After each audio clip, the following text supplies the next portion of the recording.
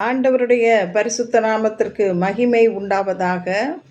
கிறிஸ்துவுக்குள் பிரியமானவர்களே, குயவனின் கூடாரம் ஊழியங்கள் மூலமாக உங்களை சந்திப்பதிலே, உங்களை வாழ்த்துவதிலே மிகுந்த மகிழ்ச்சி அடைகிறேன். இன்றைக்கும் இங்கே நாம் வேதாகமத்திலே ஆதியாகமம் 16வது அதிகாரம் 13வது வசனத்திலே அங்கே ஆகார் சொல்லுகிறார், என்னை காண்கிறவரை நானும் இவ்விடத்தில் கண்டேன் என்று சொல்லி. அல்லேலூயா. முதலாவதாக ஆகார் தேவனை கண்டவள் அவளுக்கு ஒரு பெயரை வைக்கிறார், என்னை காண்பவர். கிறிஸ்துவுக்குள் பிரியமானவர்களே, இன்றைக்கு ஆண்டவர் எப்படிப்பட்டவராக இருக்கிறார்? நம்மை காண்பவராக. உலக மக்கள் நம்மளை கைவிடலாம், ஆனால் எப்பொழுதும் வேதம் சொல்லுகிறது, தேவனை தேடுகிற உணர்வுள்ளவன் உண்டோ என்று பார்க்கும்படி கர்த்தருடைய கண்கள் பூமி எங்கும் உலாவிக் கொண்டிருக்கிறது என்று சொல்லி. நம்மை தேடுகிற கண்கள், அவர் நம்மை காண்கிற தேவன். அதனால தான் ஆகார் சொல்லுகிறார், என்னை காண்பவரை நானும் இவ்விடத்திலே கண்டேன் என்று சொல்லுகிறார். அப்படிப்பட்ட கர்த்தர் எதையெல்லாம் பார்க்கிறார் என்றால், முதலாவதாக நம்முடைய இருதயத்தை அவர் பார்க்கிறார். ஈசாயின் மகனை போய் அபிஷேகம் பண்ணு என்று சாமுவேல் தீர்க்கதரிசி இடத்துல சொன்னபோது, ஈசாய் தன்னுடைய ஒவ்வொரு பிள்ளையாக கொண்டு வந்து நிறுத்துகிறார். இவனல்ல என்று ஆண்டவர் சொல்லுகிறார். இன்னும் வேறு யாராவது உனக்கு பிள்ளைகள் இருக்கிறதா என்று கேட்டபோது, ஆடு மேய்த்து கொண்டு ஒருவன் இருக்கிறான் என்று சொல்லி தாவீதை வரவழைக்கிறார்கள். அங்கே தாவீதை பார்த்த உடனே ஆண்டவர் சொல்லுகிறார், இவன் தான் என்று சொல்லி. நான் மனுஷன் பார்க்கிற விதமாக நான் பார்க்க மாட்டேன், மனுஷன் முகத்தை பார்க்கிறான், இருதயத்தை காண்கிறேன் என்று தாவீதினுடைய இருதயத்தை அவர் கண்டதுனால தான் அவன் கர்த்தருடைய இருதயத்துக்கு ஏற்றவனாக இருந்தான் என்று பார்க்கிறோம். முதலாவதாக அவர் நம் இருதயத்தை பார்க்கிறார்.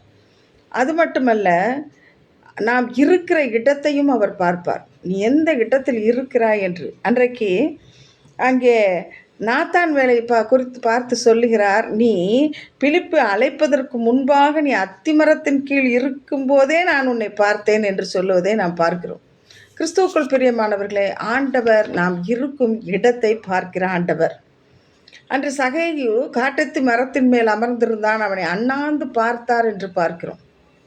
அது மட்டுமல்ல, அவர் நம் கண்ணீரை காண்கிறவர். அதனால்தான் தாவீது சொல்கிறார், தேவரீர் என் அலைச்சல்களை எல்லாம் நீங்கள் அறிந்திருக்கிறீங்க, என்னுடைய கண்ணீர் உடைய துருத்தில் அல்லவோ இருக்கிறது என்று சொல்லி. நம் கண்ணீரை அவர் காண்கிற தேவன்.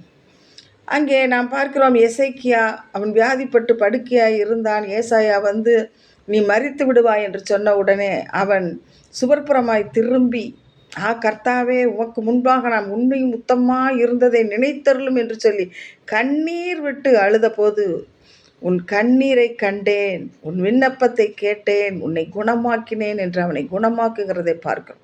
அவர் நம் கண்ணீரை காண்கிற தேவன். அது மட்டுமல்ல, நம்முடைய உபத்திரவங்கள் பாடுகளை அவர் பார்க்கிறார். அன்று இஸ்ரவேல் ஜனங்கள் உபத்திரவப்பட்டார்கள் ஆளோட்டியின் நிமித்தமாக.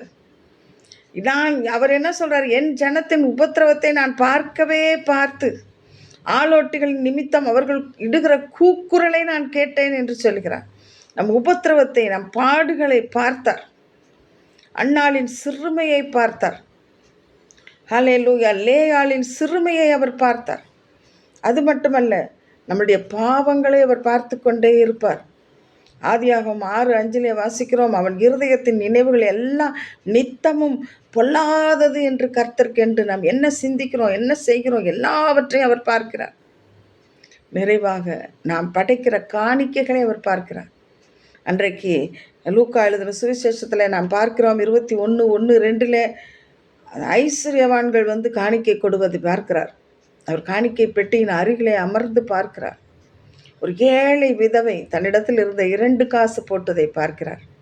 எல்லாரையும் விட இவர்தான் அதிகமாய் போட்டாள், தன்னிடத்தில் உள்ள எல்லாவற்றையும் அவள் கொடுத்தாள் என்று நாம் பார்க்கிறோம். இன்றைக்கு கிறிஸ்துவுக்குள் பிரியமானவர்களே, கர்த்தர் நம்மை காண்கிற தேவன். நம் பாடுகளை பார்க்கிறார், நம் கண்ணீரை பார்க்கிறார், நம் இருதயத்தை பார்க்கிறார், நம் இருக்கும் இடத்தை பார்க்கிறார், நம்முடைய பாவங்களை பார்க்கிறார். எல்லாவற்றுக்கும் மேலாக நம்முடைய காணிக்கையை பார்க்கிறார்.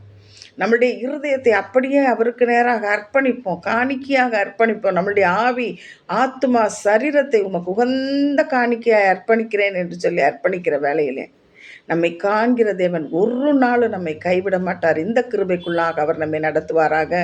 கண்களை மூடுவோம், பரிசுத்தமான தேவனை நோக்கி பார்ப்போம். நல்ல பிதாவே, நாளும் கேட்ட சத்தியத்திலே நாங்கள் நிலைத்திருக்க எங்கள் ஒவ்வொருவருக்கும் கிருபை செய்வீராக. இயேசுவின் மூலம் பிதாவே. ஆமேன். அல்லேலூயா. God bless you. கர்த்தர் உங்களை ஆசீர்வதிப்பாராக. ஆமேன்.